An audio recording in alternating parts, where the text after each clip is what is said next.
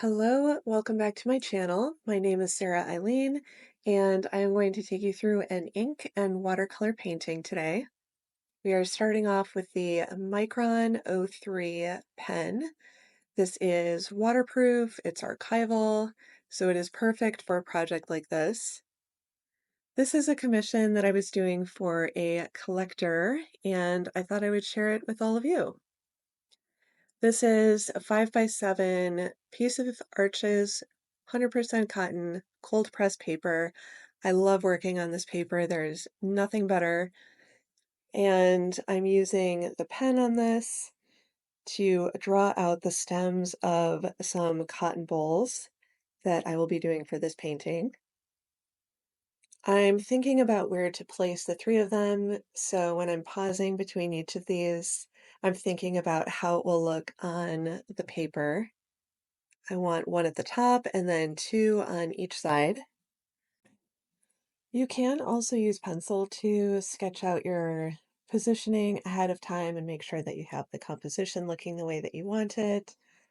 In this case, since the cotton will be pretty translucent and transparent, I didn't want any pencil lines showing, so I just went right in with ink on this one.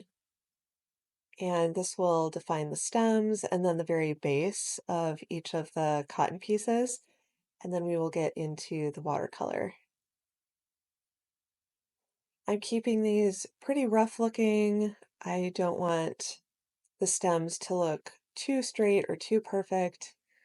The beautiful thing about anything in nature is that it's a little irregular, so you definitely don't need to worry about having perfectly straight lines, perfect circles, anything like that. It's more beautiful when it's a little bit irregular and beauty and imperfection, if you will. I'm carrying this down to just above the taped border. So again, this is a 5x7 piece of paper, and then I've taped it off so that there's a 4x6 section at the center. I want the entire painting to be within that so that this could be framed and matted, and you are still seeing the entire painting. I'm using washi tape around the border, and it's really nice and gentle on the paper. Now let's get into painting. I'm using a size 12 round brush, and I'll use this same brush throughout the entire painting. This is a great one to do if you're more limited on time. So I've got a lot of water on my brush, and I'm picking up a very light mixture of sap green from my palette. And I'm starting with the very top bowl. So I've done a little bit of the outline, and then I'm picking up just a little bit of the phthalo blue green shade. This is the Daniel Smith color, so it is very pigmented. In fact, it's so pigmented that I decided to remove just a little bit of it. So I got the pigment out of my brush, dabbed the brush off on a paper towel, and then came back in with that brush and picked up some of that pigment.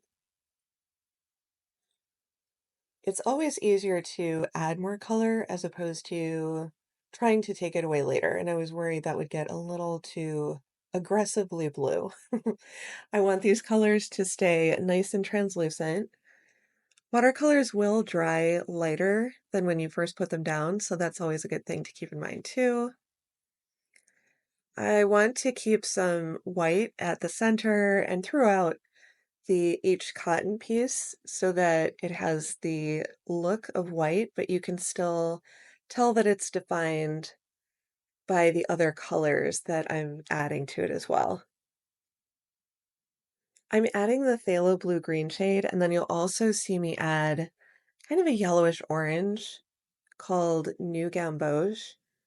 And I'm doing that to add some visual interest. I always love having a little bit of contrast in my paintings, or a lot, depending on what's going on. But in this one, it's so light colored overall that a little bit goes a long way. And I love having both warm and cool hues in my paintings. I think it really makes them pop.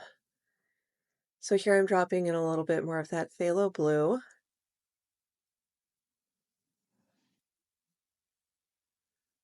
and then I'm coming in with some of the new gamboge.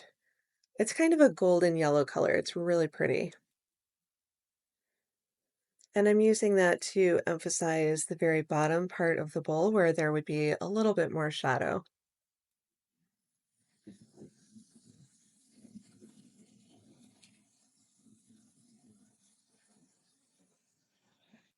I've added a little bit of water to my brush there just to coax the colors to continue mixing together. And then I'm going to pick up a little bit more of the new gamboge and bring it in and add it to this one over on the right.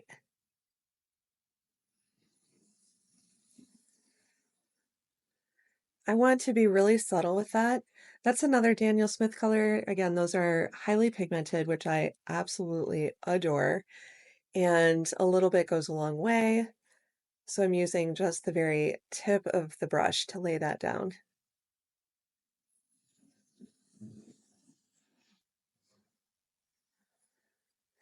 I want this one on the left to look a little more squat and oblong, so I'm making that a little bit wider. And I want to add a bit more definition at the center here. I want it to look like there are different little puffy parts to the cotton, if that makes sense. It's not all a perfectly smooth sphere. It has some nice texture to it. So I want that to come across in the painting, picking up a little bit more of the sap green mixture from my palette here. And then doing that same thing over on this cotton bowl on the right.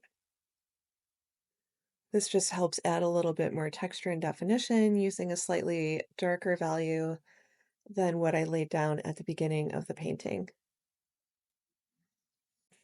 If you have seen my videos before, you know that I love this vintage egg platter as my palette. It's so convenient. I use each of the positions for the eggs as wells for my color, and they turn into really beautiful mixing wells. And I also use the center. It is just so functional. I absolutely love it. At this point, some of the painting has dried down a little bit, so I'm coming back in with some more color, specifically the yellow, and I'm adding a bit of that to the base, just swiping the brush really lightly. I want it to be a hint of color, and I want it to be subtle. Then I'm also picking up a little bit of brown from my palette. This is a mixture of burnt umber and burnt sienna. By the way, all the supplies are tagged down in the description below. And I'm using this brown mixture to further emphasize the bottom where I initially put the pen marks and the ink. So I want there to be a little bit of blending between the ink and the watercolor itself. So I'm just going right over those ink marks, which obviously is the beauty of using a waterproof ink. You definitely don't want any smearing. You can put the ink down either before or after you do the watercolor. Just make sure that your paper is completely dry when you put the ink down. I usually like doing the ink before I put down any of the watercolor. I like how it really helps give structure. I feel like it creates a nice foundation for the painting.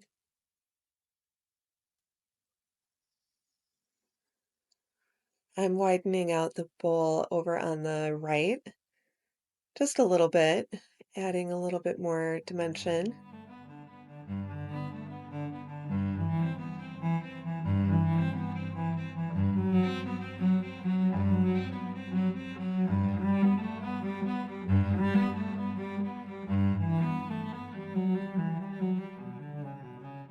At this point in the painting, since I have most of the colors laid down, I'm basically coming back through and thinking about where I want a little bit more shade and shadow, some of those darker values. That creates really nice contrast with the more transparent colors that are going on in each of the bowls and gives it a little bit more structure. As I'm watching this back, I'm struck by the fact that even though I'm right-handed, I like to keep my paint and my palette over on my left side usually. So now I'm curious, are you right-handed or left-handed? And which side of your painting, where do you keep your paint? On the left side or the right side? Let me know in the comments because inquiring minds want to know. So at this point, I'm using a hair dryer to speed up the dry time. You can test to see if your painting is fully dry by checking it with the back of your hand. If it feels cool to the touch, it's still a little bit damp. You basically want it to feel like room temperature. And then you know it's dry and ready to go. I'm picking up a bit more paint here and doing a little, just the littlest bit of glazing with the new gamboge. Still down at the bottom. It gives it a really nice bright, but not too bright, pop of color. If I didn't use the yellow and the blue in here, it would look a little flat. It wouldn't really have a whole lot going on. And the color mimics what you would see if, things are around the cotton and reflecting off of it and picking up other things in its environment. That basically is recreated here. Another little dry session.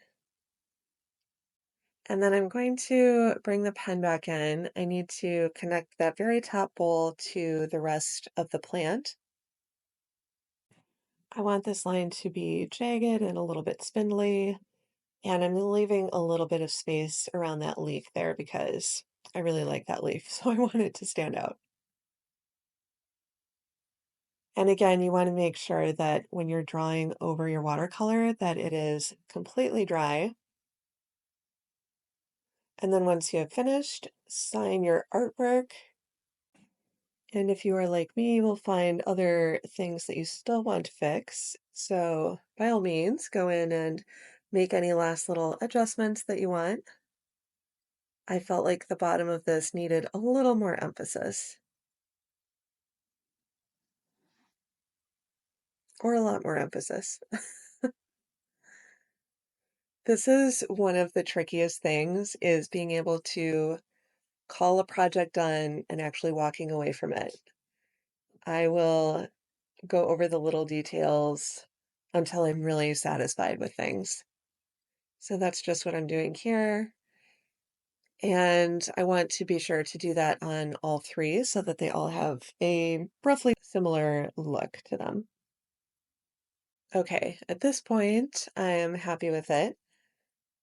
So all we have left to do is remove the washi tape. And this comes off so beautifully as you can see. If you just peel it off very slowly, it's really gentle on the paper, which is great. If you ever find that it's getting stuck on your paper, if you heat it up a little bit with a hair dryer, it should come right off. That just loosens the adhesive a little bit. And here is the completed painting. I hope the buyer loves it. I can't wait to send it to her. And I hope you will join me again soon for another painting.